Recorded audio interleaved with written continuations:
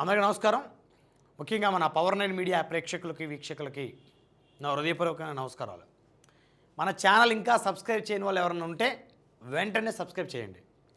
ఇక టాపిక్లోకి వెళ్తే జనసేన జెడ్పీటీసీపై కేసు నమోదు. నిన్న మనతో ఫోన్లోకి భీమవరం నియోజకవర్గం వీరవాసారం మండల జెడ్పీటీసీ గుండా జయప్రకాష్ నాయుడు గారు మనతో ఫోన్ లైన్లోకి అందుబాటులోకి వచ్చారు. సో ఆయన ఏం చెప్పారు, తనకి తన ఆఫీస్లో పనిచేసే అమ్మాయి అని ఈవిడ పేరు విజయలక్ష్మి, మద్దాల విజయలక్ష్మి. అయితే ఒక సివిల్ ఇష్యూకి సంబంధించి తన ప్రత్యర్థులు ఈవెన్ని ఎరగా వాడి ఈవెన్ పావుగా వాడి తన మీద కేసు పెట్టించారని నిన్న ఏదో జెడ్పీటీసీ గారు చెప్పారు.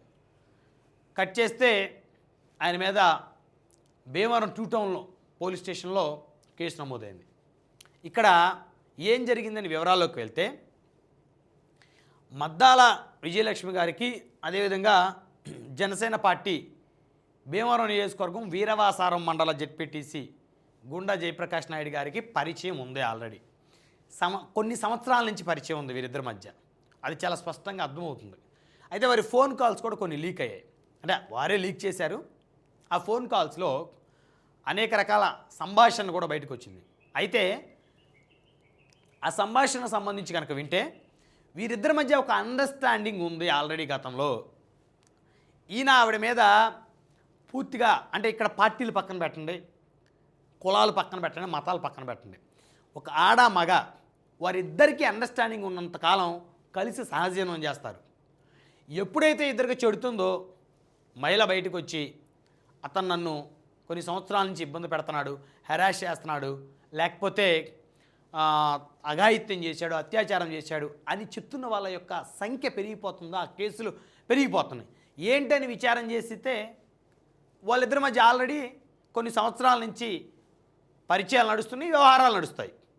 కానీ ఏదైనా ఇష్యూ తేడా వచ్చినప్పుడు సదరు మహిళ ఆ పురుషుడి మీద నెట్టడం అనేది సర్వసాధారణం అయిపోయింది. సేమ్ ఇదే ఎపిసోడ్ ఇక్కడ కూడా వీరిద్దరి మధ్య ఆల్రెడీ పరిచయం ఉన్నట్టు తెలుస్తూ ఉంది. ఆ ఫోన్ కాల్స్ ఏవైతే ఉన్నాయో ఆ ఫోన్ కాల్స్ బయటకు వచ్చిన నేపథ్యంలో అయితే ఈవిడేమంటున్నారు, మద్దాల విజయలక్ష్మి గారు, నేను మరికొంతమంది మహిళలను తీసుకొని వచ్చాను నీ దగ్గరికి అని చెప్పేసి మాట్లాడారు ఆ ఫోన్ సంభాషణలో. వీరిద్దరి మధ్య కన్వర్జేషన్ నడుస్తుంది. అంటే తీసుకొని వచ్చాను అంటే మీరు తీసుకురావడం తప్పు కదా. ఎందుకు తీసుకొచ్చారు? డబ్బు కాసిపెట్టి తీసుకొచ్చారా? ఆయన నిజంగా మిమ్మల్ని బెదిరించి బలాత్కారం చేస్తే దాని మీద చట్టపరంగా ముందుకెళ్ళొచ్చు. మరి మీరు ఇంకొంతమంది మహిళల్ని ఆయన దగ్గరికి ఎందుకు తీసుకొచ్చారు? అసలు ఆ ఫోన్ కాల్లో ఆ సంభాషణ నిజమేనా? దాన్ని పూర్తిగా విచారం చేయాలి. విచారం చేసి అసలు ఏం జరిగిందని తేల్చాల్సిన అవసరం ఉంది. ఇక్కడ ప్రధానంగా ఇంకొక అంశం చూస్తే సదరు జెడ్పీటీసీ వైఎస్ఆర్ కాంగ్రెస్ పార్టీ ప్రభుత్వంలో జెడ్పీటీసీగా గెలిచిన వ్యక్తి ఈ జయప్రకాష్ నాయుడు. భీమవరంలో 2019 ఎన్నికల్లో సైతం జనసేన అధినేత ఓడిపోయినటువంటి నియోజకవర్గం అది. ఆ నియోజకవర్గంలో వైసీపీ వేవ్ను తట్టుకొని జెడ్పీటీసీగా గెలిచాడు అతను. అంటే జెడ్పీటీసీగా గెలిచాడు అంటే ఖచ్చితంగా ప్రజల మద్దతుతో గెలుస్తాడు.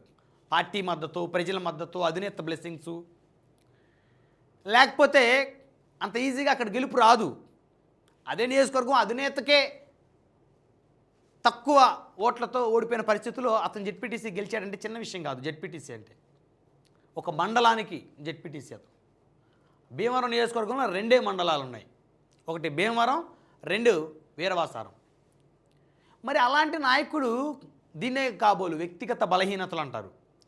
మరి ఇలాంటి వివాదంలో చిక్కుకోవటం అనేది నిజంగా వారి దురదృష్టమో లేకపోతే వారి పార్టీ దురదృష్టమో వారి కార్యకర్తల దురదృష్టమో, కానీ అంత వేవ్లో వైసీపీ వేవ్ని ఎదుర్కొని జెడ్పీటీసీగా గెలిచి 10 మందితోటి ప్రశంసలు పొందినటువంటి ఆ నాయకుడు ఈరోజు వ్యక్తిగత బలహీనతల కారణంగా ఒక మహిళ ఆయన మీద ఫిర్యాదు చేశారు, ఆయన మీద కేసు నమోదైంది.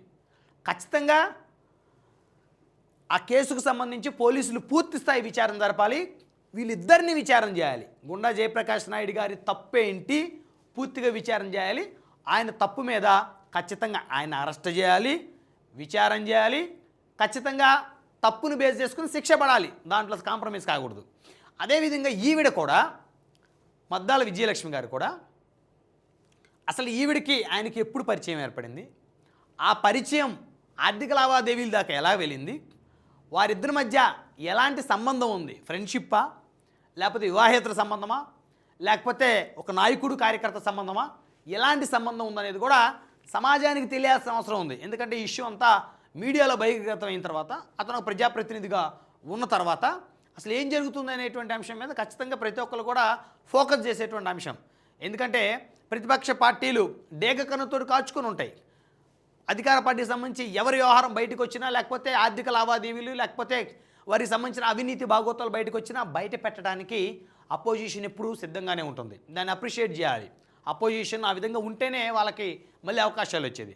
అయితే ఇక్కడ ఈ వివాదంలో జనసేన జెడ్పీటీసీ గారిపైన కేసు నమోదైంది కాబట్టి ఖచ్చితంగా ఆయన అరెస్ట్ చేయాలి, ఆయన్ని విచారణ చేయాలి. ఆయన తప్పు ఏ మేరకు ఉందో దాన్ని ఖచ్చితంగా ఐడెంటిఫై చేయాల్సినటువంటి అవసరం ఉంది. అదేవిధంగా ఈవెన్ని విజయలక్ష్మి గారిని కూడా అరెస్ట్ చేయాలి. ఎందుకంటే ఆ ఫోన్ కాల్స్ వీరు బయట పెట్టారు. ఆ ఫోన్ కాల్స్లో మరికొంతమంది మహిళలను నేను మీ దగ్గరికి తీసుకొచ్చానని చెప్పేసి ఆవిడ చెప్తుంది. అంటే ఒక మహిళ ఉండి మరికొంతమంది మహిళలను ఆయన దగ్గరికి ఎలా తీసుకొస్తుంది ఆవిడ, ఎందుకు తీసుకొచ్చింది, ఆవిడకి ఏం అవసరం, డబ్బు కోసం తీసుకొచ్చిందా లేకపోతే ఇంక దేనికోసం తీసుకొచ్చింది, అసలు అది ఎంత క్రైము. సో అది కనుక నిజంగా జరిగితే ఆ ఫోన్ కాల్స్ బయటకు వచ్చాయి కాబట్టి ఆ ఫోన్ కాల్స్ మీద విచారణ జరిపి ఈవిడ ఆ తరహా వ్యవహారాలకి ఈవిడ ముందడుగు వేసిందా ఏంటి అని విచారణ జరగాల్సినటువంటి అవసరం ఉంది. తప్పైతే ఇద్దరిని శిక్షించాలి, లేదా ఎవరు తప్పు చేస్తే వాళ్ళని శిక్షించాల్సినటువంటి బాధ్యత ఖచ్చితంగా ఉంది. స్థానిక భీమవరం జనసేన పార్టీ ఎమ్మెల్యే మరి పులపర్తి రామాంజనేయులు గారు అలియాస్ పులపర్తి అంజిబాబు గారు కూడా ఈ అంశం మీద రెస్పాండ్ అవ్వాలి. ఎందుకంటే తన నియోజకవర్గానికి చెందినటువంటి ఒక ప్రజాప్రతినిధి, ఒక జెడ్పీటీసీ వ్యవహారం కాబట్టి ఆ వ్యవహారానికి సంబంధించి అసలు ఏం జరిగిందని ప్రజలకు చెప్పాలి, ప్రజలకు భరోసా ఇవ్వాలి. అదేవిధంగా సదరు జెడ్పీటీసీ గారి మీద కూడా ఖచ్చితంగా యాక్షన్ తీసుకోవాల్సిన అవసరం ఉంది. అయితే ఆయన చెప్తున్నారు ఇది పార్టీకి సంబంధం లేదు, నా వ్యక్తిగతమైనటువంటి వ్యవహారం, ఇక్కడ అనేకమైనటువంటి కుట్రలు జరిగాయి నా మీద అని. అయితే ఆయన చెప్పేది నిజమైతే ఆయనకు కూడా ఒక అవకాశం ఇవ్వాలి. ఆయన మీద నిజంగానే కుట్ర జరిగిందా, సంవత్సరాల తరబడి ఆయనతోటి సన్నిహితంగా ఉంటున్నటువంటి ఆ మహిళ ఆయన కోసం వేరే అమ్మాయిలను కూడా తీసుకొని వచ్చి మరి ఆయన దగ్గరికి తీసుకొచ్చేటువంటి అంత గొప్ప ఆయన మీద అభిమానం ఉన్నటువంటి ఆ సదరు మహిళ ఆ ఫోన్ కాల్స్ రికార్డ్ ఆధారంగా మనం మాట్లాడితే మరి సడన్గా మరి ఈయన 10 లక్షల డబ్బులు ఇవ్వాలి, బంగారం ఇవ్వాలి అని చెప్పేసి చెప్తున్న వెనుకున్నటువంటి అంతరం ఏంటి, నిజంగానే ఇవ్వాలా, నిజంగానే ఆవిడ దగ్గర మరి డబ్బులు బంగారం ఈ జెడ్పీటీసీ తీసుకున్నాడా. సో అదేవిధంగా ఆవిడని నిజంగా ఆవిడ ఒంటి మీద కొన్ని గాయాలు కూడా బయటకు వచ్చాయి. ఖచ్చితంగా ఆ మహిళ మీద ఆ విధంగా దాడి చేయడం ఏదైతుందో తీవ్రంగా ఖండించాలి. మహిళలకి రక్షణ ఇవ్వాలి, బాధ్యత ఇవ్వాల్సిన అవసరం ఈ ప్రభుత్వానికి ఉంది. ఎందుకంటే పవన్ కళ్యాణ్ గారు కూడా అనేక సందర్భాల్లో చెప్పారు, మహిళలకు అన్యాయం జరిగితే నా రక్తం మరిగిపోతుంది అని చెప్పేసి. సో కాబట్టి సదరు మహిళ మరి ఒంటి మీద గాయాలు సోషల్ మీడియాలో రిలీజ్ అయినాయి, మరి ఆవిడ నన్ను దారుణంగా కొట్టారు, కన్ను పోయింది, చెయ్యి విరిచేసారని చెప్తున్నాను. కాబట్టి ఆ విధమైన పనులు కనుక చేసి ఉన్నట్లయితే విచారణ తేలితే సదరు జెడ్పీటీసీ గారికి ఖచ్చితంగా శిక్ష పడాల్సినటువంటి అవసరం ఉంది. సో కాబట్టి ఇక్కడ పార్టీలు, కులాలు, మతాలు, పంచాయతీలు ప్రతి అంశంలో మనం పక్కన పెట్టాలి. తప్పు ఎవరు చేస్తే వాడి మీద ఖచ్చితంగా చర్యలు తీసుకోవాలి. గతంలో పవన్ కళ్యాణ్ గారు అనేక సందర్భాల్లో చెప్పారు, మహిళల మీద ఎవడైనా అఘాయిత్యాలు చేసినా లేకపోతే అత్యాచారాలు చేసినా లేకపోతే వారిని ఎవరైనా ఇబ్బంది పెట్టినా వారి తాట తీస్తానని. సో కాబట్టి ఇలాంటి అంశాలు బయటకు వచ్చినప్పుడు ఖచ్చితంగా అట్లీస్ట్ ఆ లోకల్గా ఉన్నటువంటి ఎస్పీకో డిఎస్పీకో ఒక ఆర్డర్ పాస్ చేయాలి, విచారణ నిష్పక్షపాతంగా జరపమని. ఎందుకంటే ఇక్కడ మనమేం జడ్జ్ చేయలేం, ఈయనే కొట్టాడని మనకేం ఆధారం లేదు. వాళ్ళిద్దరూ ఆవిడ కొడుతున్న వీడియో మన దగ్గర లేదు. ఆవిడ చెప్తున్నటువంటి అంశాలు డబ్బులు బంగారం ఆవిడ దగ్గర నుంచి అయినా తీసుకున్న వీడియోలు మన దగ్గర లేవు. సో వారు చెప్తున్నటువంటి మాటలు, వారు చెప్తున్నటువంటి కంప్లైంట్స్, వారు ఇచ్చినటువంటి ఫిర్యాదులు ఆ ఫోన్ కాల్స్ రికార్డ్స్ ఆధారంగా మాత్రమే మనం ఈ అనాలిసిస్ చేయగలుగుతా ఉన్నాం. అవన్నీ నిజమైతే ఖచ్చితంగా చర్యలు తీసుకోవాలి, ఆవిడ మీద కూడా విచారణ జరపాలి. ఆవిడ ఎందుకు ఆ విధమైనటువంటి కార్యకలాపాలకు ఒడిగట్టిందనేటువంటి దాని మీద కూడా విచారణ జరగాల్సిన అవసరం ఉంది. తప్పు కనుక చేసి ఉంటే ఈ జెడ్పీటీసీ గారిని ఖచ్చితంగా శిక్షించాలి, పార్టీ నుంచి కూడా సస్పెండ్ చేయాల్సిన అవసరం ఉంది.